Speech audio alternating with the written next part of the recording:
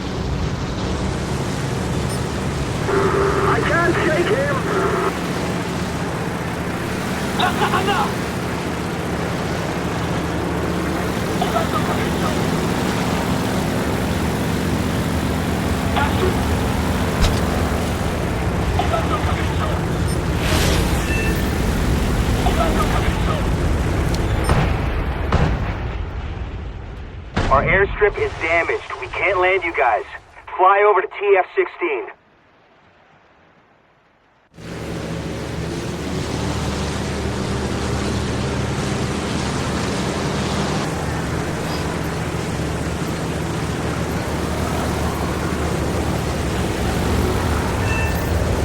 Bombers incoming from the northeast at 5,000 feet. Damn! Looks like we got more work, guys.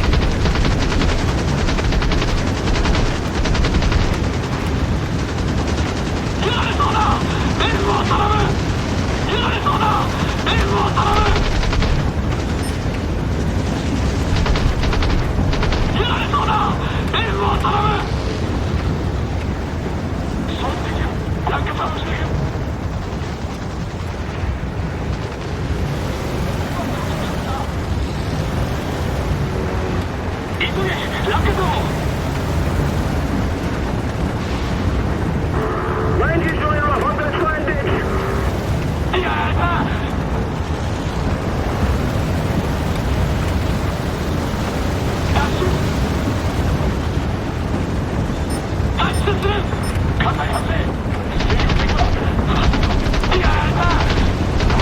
Open fire!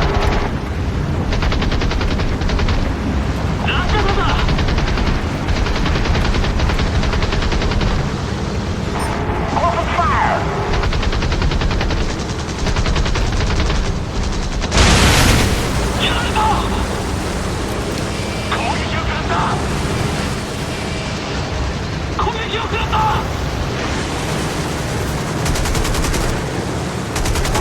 Pull the trigger! Get him!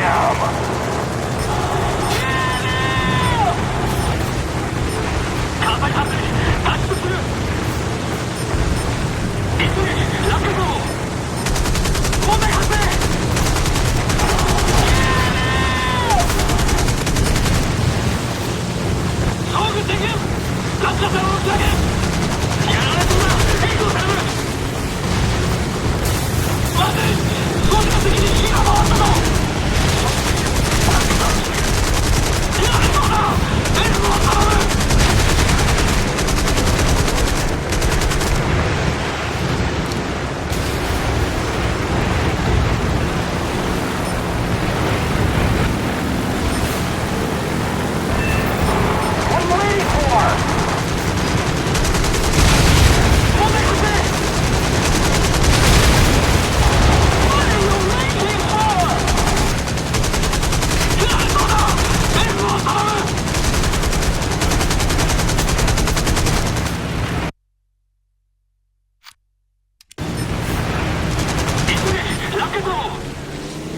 We searched the sky with apprehension.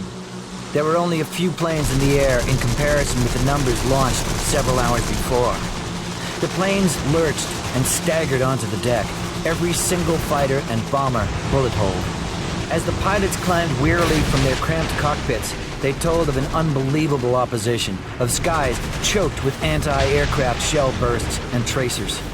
Lieutenant Commander Okumiya Mazataki, Rear Admiral Kakuji Kakuta's Air Staff Officer. You're seeing the greatest carrier duel of history. Perhaps it will never happen again. Rear Admiral Thomas C. Kincaid, Commander of Task Force 16.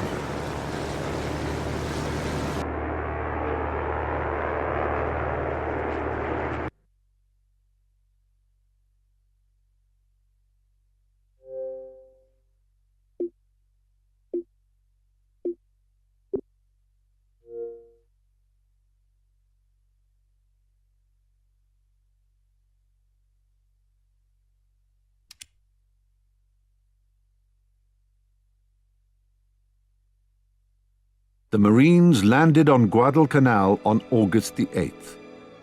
Japanese positions and the airfield were continuously attacked from the air from that moment. Both sides continued to send reinforcements to the island for months. As the scale of the battle continued to grow, it became obvious that the battle for Guadalcanal would forever turn the tide of the war.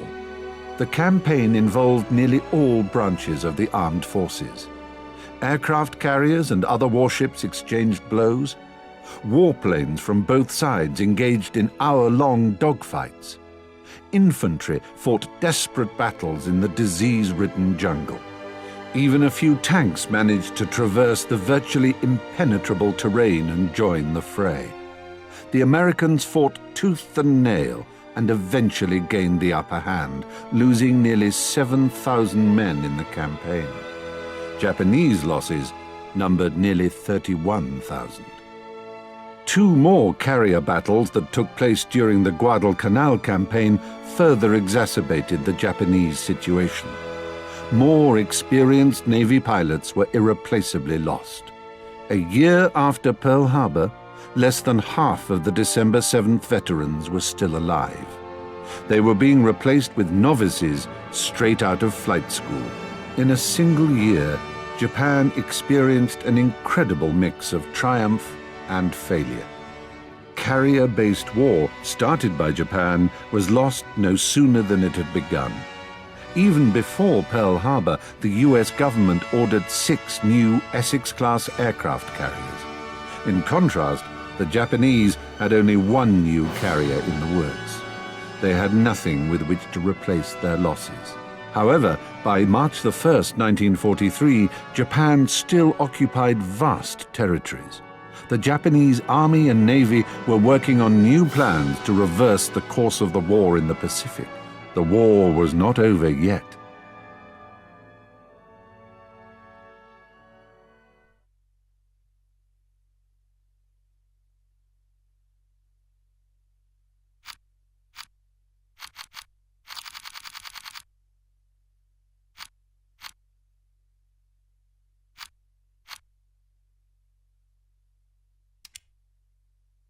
The Marines landed on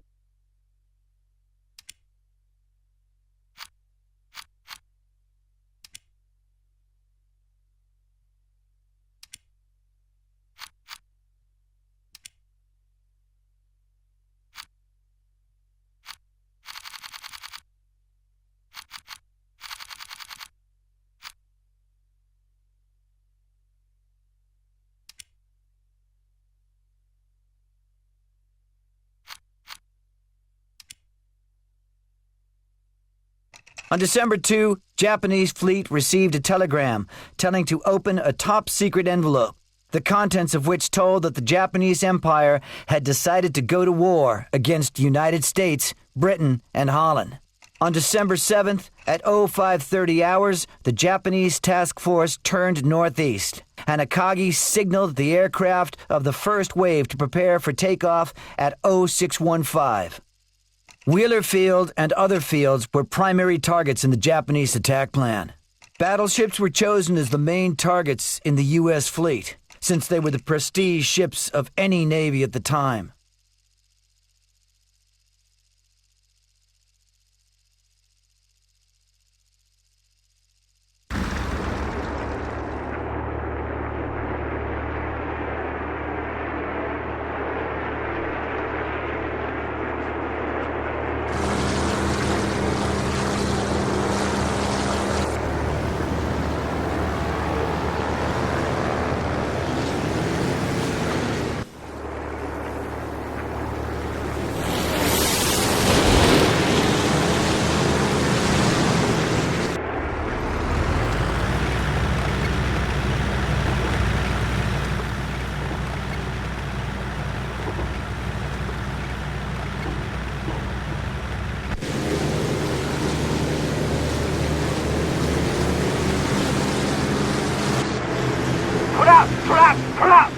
Fly like the wind, pilots, above the enemy's fleet and military bases, and